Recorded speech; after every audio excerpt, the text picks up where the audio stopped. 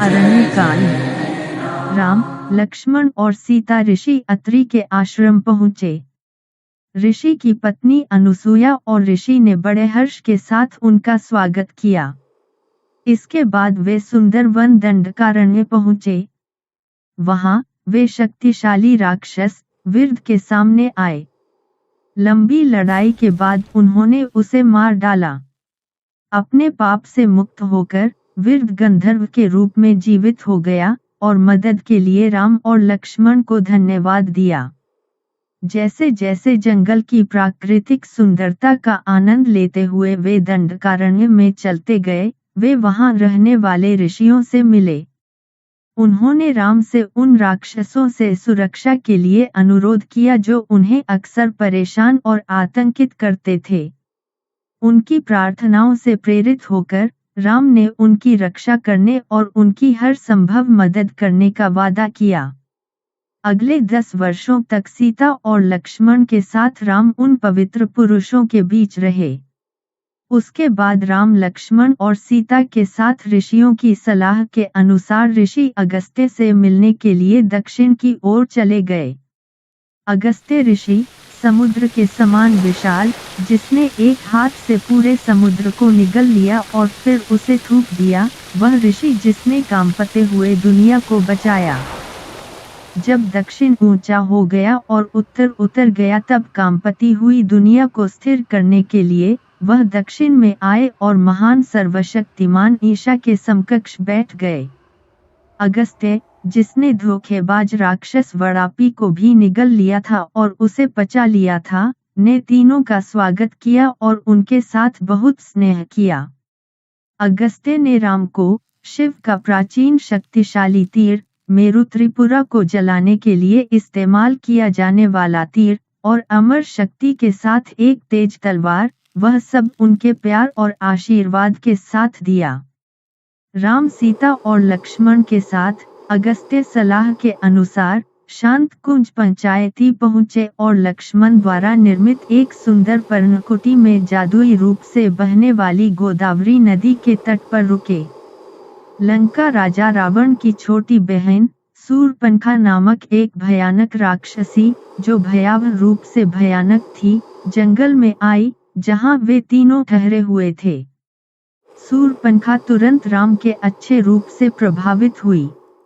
उसने एक सुंदर युवा लड़की का रूप अपनाया जो किसी को भी लुभा सकती है, और बुरे इरादे से राम के पास गई। शूर्पणखा की अनुचित बातों और व्यवहार को लक्ष्मण सहन नहीं कर सके। उसने उसके कान और नाक काट दिए और उन्हें फेंक दिया। अपनी बहन का दयनीय रूप देखकर उसके भाई खरदूषण और त्रिशिरा पागल हो गए। राक्षसों की एक बड़ी सेना के साथ, जिसने आकाश को कांप दिया, हमला करने के लिए वायु मार्ग लिया।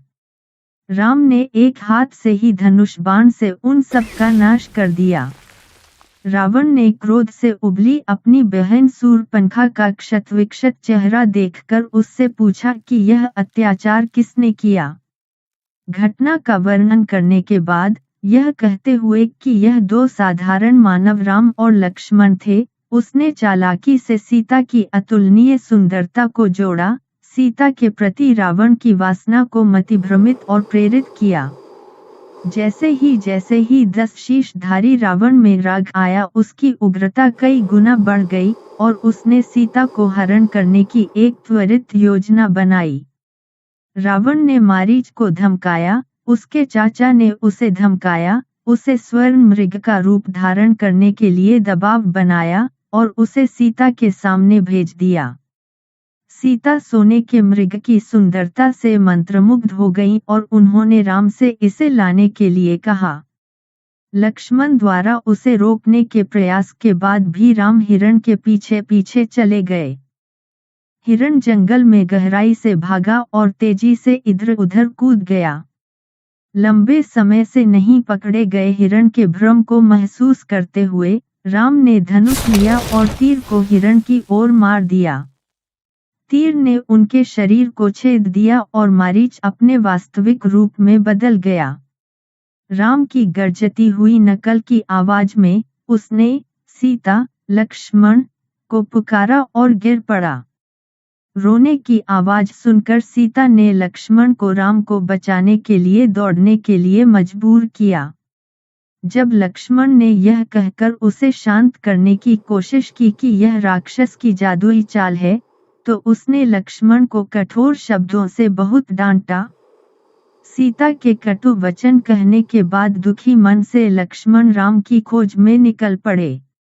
लक्ष्मण के जाते ही रावण एक वृद्ध ऋषि के वेश में उनके पास बड़ी श्रद्धा के साथ आया। सीता ने आदर के साथ स्वागत किया।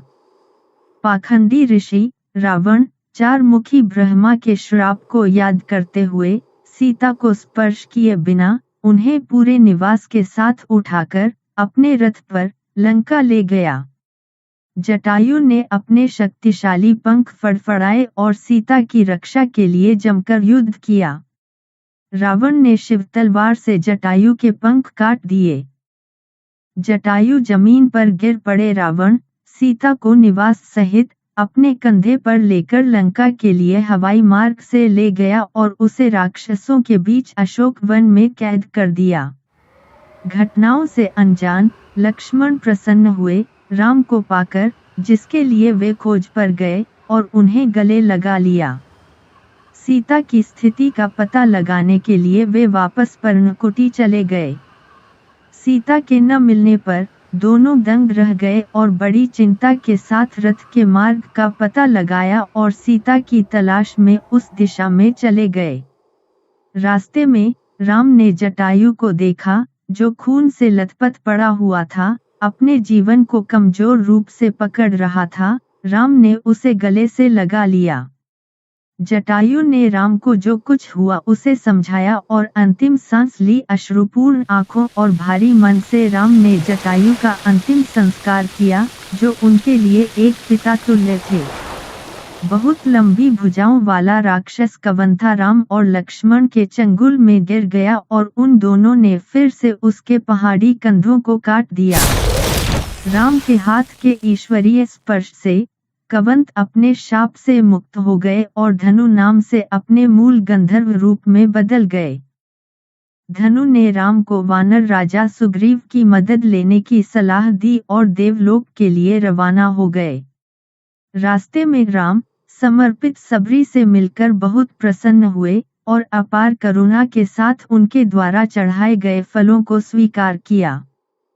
साबरी ने निर्देशित किया और ऋषिमुख पहाड़ियों तक पहुंचने के लिए निर्देश दिए, उसी राम को जो दुनिया को रास्ता दिखाते हैं, और फिर सबरी अपने स्वर्गीय निवास के लिए रवाना हो गई। श्री अरण्यकांड यहीं समाप्त होता है।